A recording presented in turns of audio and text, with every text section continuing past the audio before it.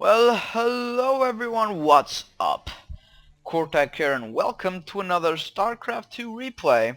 And today, we're going to be watching, of course, a really cool replay between LiquidSnute, quite famous, our blue Zerg on the bottom right corner, up against Grubby, from the team Grubby apparently, our green Protoss in the upper left corner. Now the map is, I think it's ESL Ohana. They played this in a tournament. I still don't know the outcome of this match though. So let's wait and find out. We see they're doing some pretty much basic play. Now let's just analyze this map real quick. We have a little choke ramp here, which is pretty good.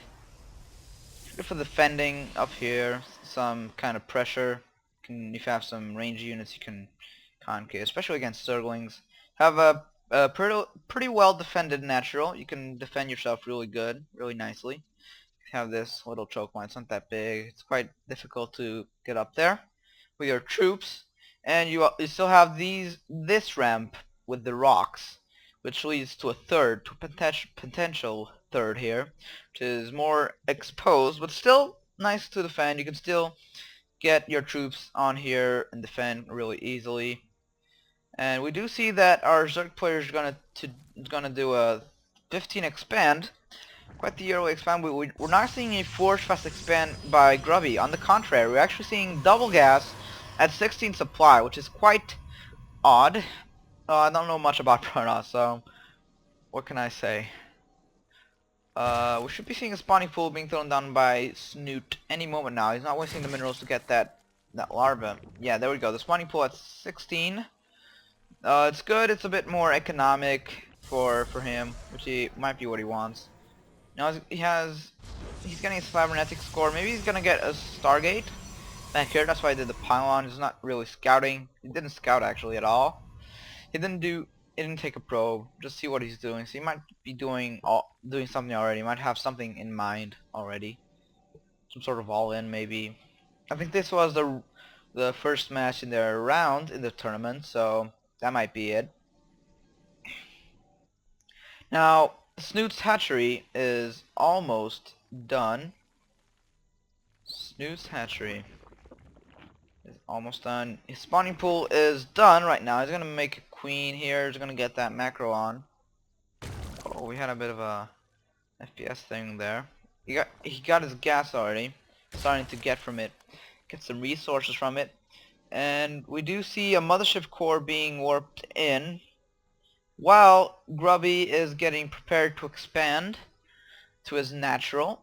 And his overlord, I think he scouted it. He knows that there's something something's going to happen there. Now he is gonna see it. Is he? Yes, he did. He saw it. He saw the expansion being thrown down.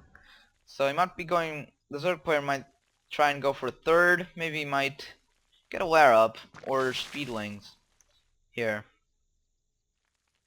He might do that. Speedling. Yeah, he's going to research the speed for the Zerglings. We do see that he is not doing a Stargate, our little Protoss player. Well, he is not. I thought that was a Stargate, but no, it's a Twilight Council, so we might be seeing some Blink Stalker, which would be common for this gas opening, actually. And no lair. He's not picking up gas, so he's actually just going to do something like we saw in the last game. Our ZvT is going to go for speedlings, but hopefully more aggressive this game, which would be good. Some aggressiveness would work maybe, because he's not getting any troops really. He's not spending money. The Pro's not spending money on troops, so he has nothing to defend. So some Zergling aggression, if properly scouted, could do great things. Oh, but we do see a Dark Shrine being thrown down by the Protoss player. That actually, against the Zerg, that looks pretty well, and the Zerg player is not going to be prepared for it, at least as far as we can see. He's not getting the lair, not yet. Maybe we should get that Suicide Overlord over there and scout it, because it just would help him. Yeah, it's always good to keep scouting. He's getting that creep spread on. Not from here though, he's just getting that. Still no lair being thrown down, and 6.5 minutes, so we should be seeing it pretty soon. We did miss some aggression here, but the sentry defended it just fine. Pretty awesomely defended without any problems.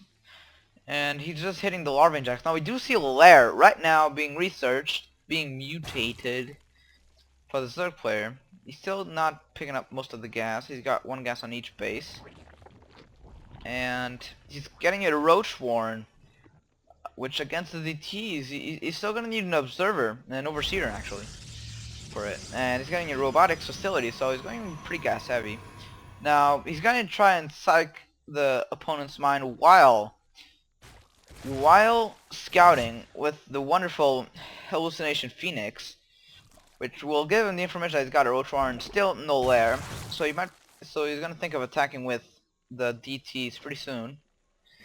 We do now the Zerg player scouts the pylons, maybe saw the DTs. He is okay. He's being attacked with the DTs, but he doesn't have any detection. He's not making two overseers right here. And Grubby is just destroying. He's obliterating constructing the spore crawlers, and still not gonna have the detection. He's just gonna kill the workers and the Zerglings. He's got himself pretty wonderfully positioned here, but it's just too many Zerglings, and the Zerglings wipe him out. But he did cost him 2 spore crawlers and the queen, which is a lot. But he's still being attacked in his third, while making the fourth right here. I do see the mothership core is gonna try and go here for help, maybe to recall, maybe to just help attack, destroy the expansion, maybe. Yeah, he is. Will he do it? Maybe. He did a time warp. He's gonna slow down the queen. Will he do it? Well, no. The mothership core doesn't have a lot of attack, so not gonna get a hit out of there. He was pretty close to it. Now I do see a lot of Zerglings by the Zerg player, and we do see a pretty stellar defense against the Zerglings. A sentry. He can just mass force field. He is gonna scout again with Phoenix up to his base. He's still not getting any roaches, and we do see a War Prism being thrown down by the Protoss player, and a bunch of gateways. We have four gateways and a forge. Didn't see that up here. Do we have 4 gateways and a forge being warped in by the Protoss player, and they're almost complete. We did see that both players are kind of in a jam. We did miss that, how much scouting he did. Although attacking the overlords, that's not a good idea because he just knows they're not taking any damage, so it's obviously an hallucination. We now see some roaches being created here. We do see the queen being created here again. He seems to kill a lot of the queens. That was pretty good damage. Now I do see our battle over here. No zealots there, which is pretty good against the Zerglings, but the force field, there's just too many sentries. I'm just gonna kill him. Now that overlord is gonna die maybe if he doesn't migrate well. Yeah, it'll die. It didn't run away. So, and he's now starting to saturate on this base. Well, he's pretty saturated over here. Still didn't get that gas. He still didn't get that gas. I think he's forgetting that gas. He's kind of missing his injects. Kind of. Maybe he's trying to time them up. We missed the lings we missed a ling run by, pretty much. We missed a run by, which did a lot of damage, as it seems. He stopped the mining, maybe killed a few probes. Let's see.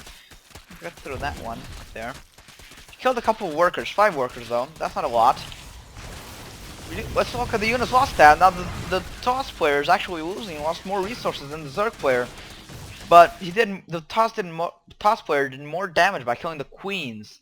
So that kind of stopped the Zerg's macro.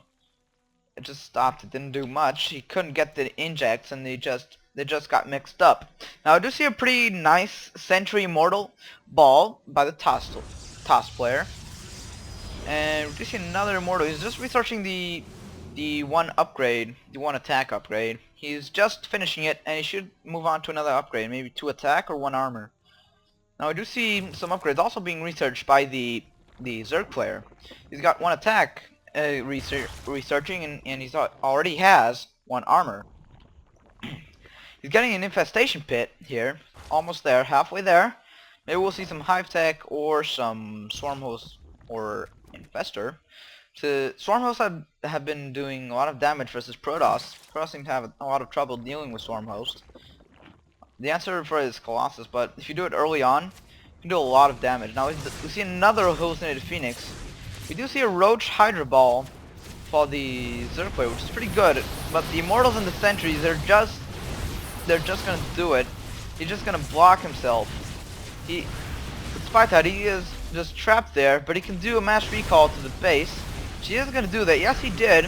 He escaped just in the nick of time. He didn't lose any troops whatsoever. But the Zerg player just decided, I've had enough. I'm gonna attack. I'm gonna see what he has at the base, because he didn't see any Colossi. Didn't see a lot of tech. All he saw of the tech was DTs. But they're over now. There's no DTs. He is throwing down a robotics bay, and he's throwing down a blink upgrade. We do see a pretty nice battle here, pretty nice engagement by the Protoss player, just getting those force fields. But the Zerg player just decides to march onto his base. He's going to kill some pylons and some cannons and some troops in general, maybe some workers. While the Protoss player just traps him. Some troops here, some troops there, and he is trapped. He cannot escape. There's no mass recall for the Zerg, and the roaches just die. Well, we do get a concave, well, not a concave, but a flank. A Zerg player comes from behind with all the troops he has, which are not a lot. And they almost die. Maybe he can run away. Let's see. Well, he did some pretty nice force fields. He killed a couple of Hydras. He killed two, perhaps a third. He killed the third Hydra. He's going to try and block the path with these changelings.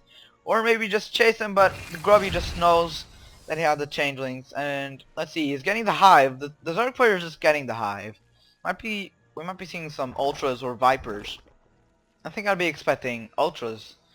But some vipers. Okay, he's actually getting the vipers and the ultras. Two vipers and an ultra cavern being thrown down. He is getting the upgrades. He's getting the 2 attack for now. He's not getting anything from the infestation pit. And he's just marching on here. He has his fortress finished up. He has his 5th. And he just has a pretty good economy. It's almost the same compared to Grubby's. But still, it is just plenty of damage he did early on. This base is not mining. This base is just a bit. He does have a spore crawler here. Maybe he's just gonna target it first. Maybe he's gonna send these roaches here, or the whole army. Just some of the Zerglings. He was just in range of the spore crawler, so he could detect it. We do see a pretty nice ball by the Toss player, our good player Grubby, but I think the Zerg player is gonna be able to handle it. It's almost maxed out. He has the Vipers. He's not getting the energy from it though, which is gonna prove not helpful. Vipers without any energy, they're not good. We need to see that creep thread being thrown down, which is doing pretty well, and we need to see those evolution chambers in the middle of the map to get that energy mid-battle. Now I do see some pickoffs of zealots right here, and the Zerglings just surrounding him. The zealots do nothing. They don't kill a Zergling or two. The Zerg player is maxed out. He's gonna try and attack this base through here because this part is blocked. We do see a Colossi, but the abduct, that was amazing abduct. Gets the feedback on the Viper, I think. We do see some High Templars there, of course. And that was a pretty good engagement by the Toss player because he has a pretty nice ball here, but I think that's just too much for Grubby. You might just call it GG. We do see the Ultras here, the 2 Ultras, and GG by Grubby. That was the game for Snute. Snute just did a run by here. He had a pretty good economy despite the Queen snipes at the beginning of the game. We do say that he was throwing down some more Zerglings and Roaches while the Toss player was just crawling with gateways, and he was just making a couple more and making 4 more here. So he was ready to get that macro on. He didn't have a lot of money for it though. You can see the supply difference is immense, although it was at the end of the battle. Let's look at the units lost out. It wasn't that bad before the battle, considering the Toss player Grubby lost most of it, and Snute didn't lose almost anything. Lost a couple of Vipers maybe, that was it. So I guess before the battle it was pretty equal. Grubby tried to go a lot of tech. It did work. It almost worked, but the Zerg player just had the better macro. Anyways, thank you all for watching this wonderful ZvP Grubby vs Snute, and as always, have a great time.